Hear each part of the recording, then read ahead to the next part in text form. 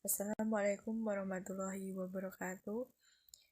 Kami dari kelompok 1 akan mempresentasikan hasil kerja kelompok kami dengan judul HAM dan Rule of Law dengan beranggotakan yang pertama yaitu Salsabila dengan NIM 203210187, yang kedua Sylvia Khorinisa dengan NIM 203210197, yang ketiga Siska Yuanita Cahya Irani dengan NIM 203210200, yang keempat Siti Nurjanah dengan NIM 203210207, yang kelima yaitu Tiara Ayu Pangestuti dengan NIM 203210213, yang keenam yaitu Ulfa Puspita dengan NIM 203210215. Pengertian HAM.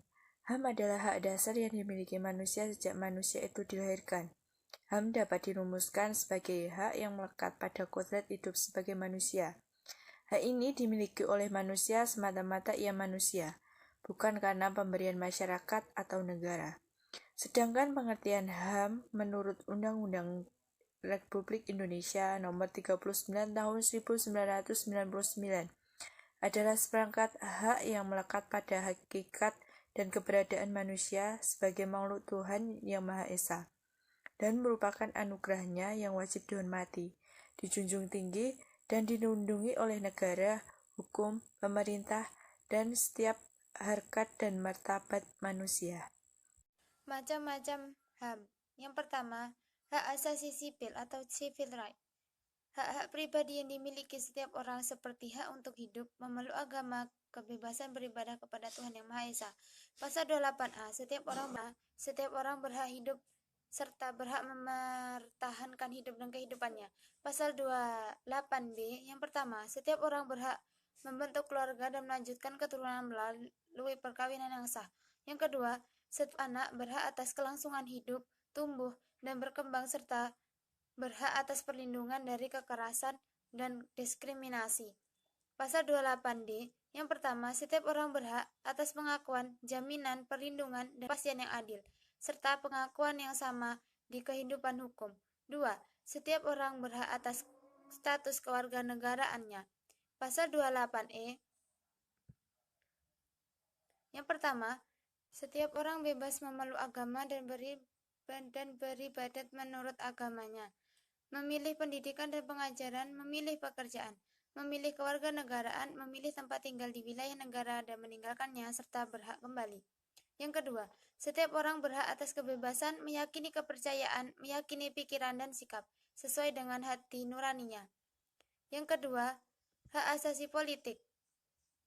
Hak-hak yang dimiliki setiap orang di bidang politik, seperti hak memilih dan dipilih dalam pemilihan umum, hak mendirikan partai politik, memasuki organisasi sosial politik, serta hak mengajukan petisi dan kritik atau saran. Pasal 28D, setiap warga memperoleh kesepakatan dalam pemerintah. Pasal 28E, setiap orang berhak atas kebebasan berserikat, berkumpul, dan mengeluarkan pendapat.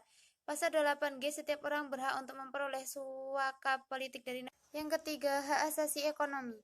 Hak-hak ekonomi yang dimiliki oleh setiap orang, seperti hak untuk dimiliki sesuatu barang, rumah, tanah, perlengkapan rumah tangga, dan lain-lain. Hak membeli dan menjual, hak memanfaatkan barang milik pribadi, hak mengadakan suatu perjanjian atau kontrak, hak berusaha memperoleh kehidupan yang layak, dan sebagainya. Pasal 28D, setiap orang berhak untuk bekerja serta mendapat imbalan dan perlakuan yang adil dan layak dalam hubungan kerja. Pasal 28H, setiap orang berhak mempunyai hak milik pribadi dan hak milik tersebut tidak boleh diambil alih secara sewenang-wenang oleh siapapun. Yang keempat, hak asasi sosial budaya. Hak-hak yang dimiliki setiap orang di bidang kehidupan sosial budaya seperti hak memperoleh pendidikan, hak memperoleh pelayanan sosial, hak memperoleh pelayanan kesehatan, kebebasan bergaul dalam masyarakat, kebebasan berhasil karya, dan hak mengembangkan budaya yang disukai.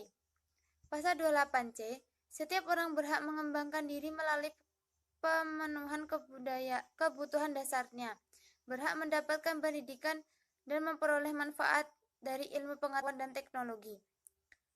Yang kedua, setiap orang berhak untuk mengajukan dirinya dengan memperjuangkan haknya secara kolektif untuk membangun masyarakat, bangsa, dan negaranya.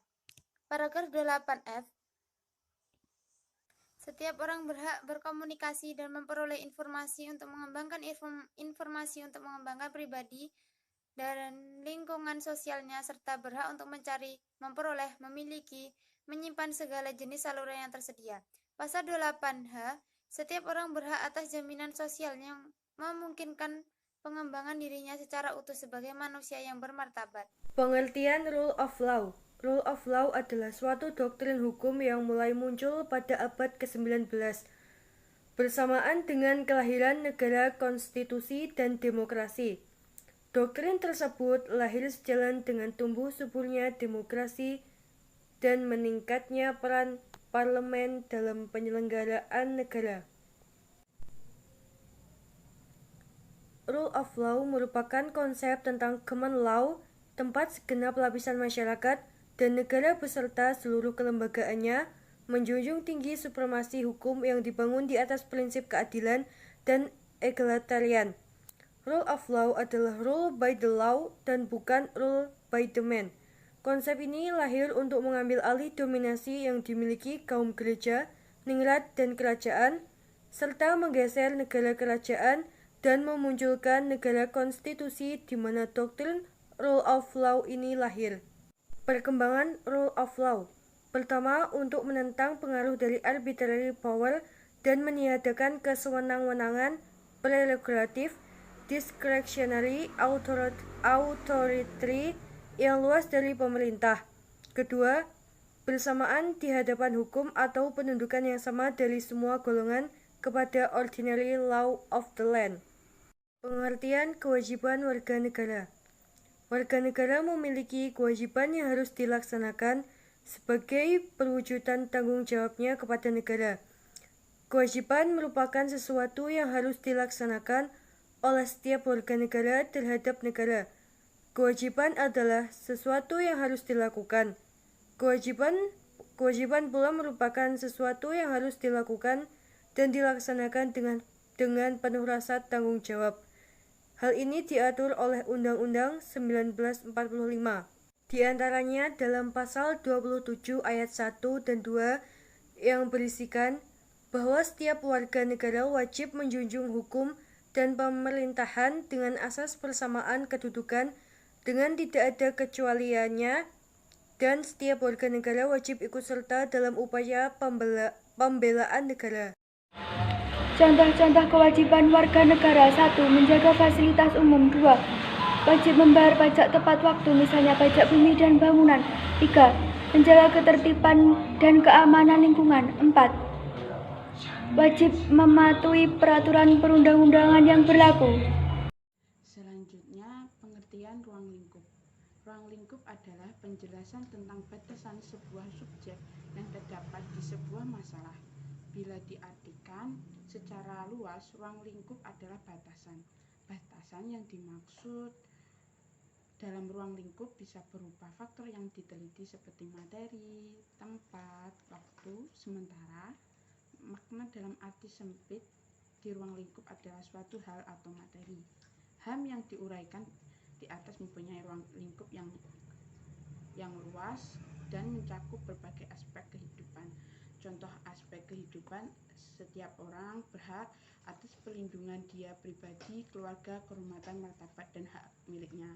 Yang kedua, setiap orang berhak atas pengakuan di depan hukum sebagai manusia pribadi di mana saja ia berada. Yang terakhir, setiap orang berhak atas rasa aman dan tentram serta perlindungan terhadap ancaman ketakutan untuk berbuat atau tidak berbuat sesuatu. Sekian dari kami. Saya ucapkan terima kasih. Wassalamualaikum warahmatullahi wabarakatuh.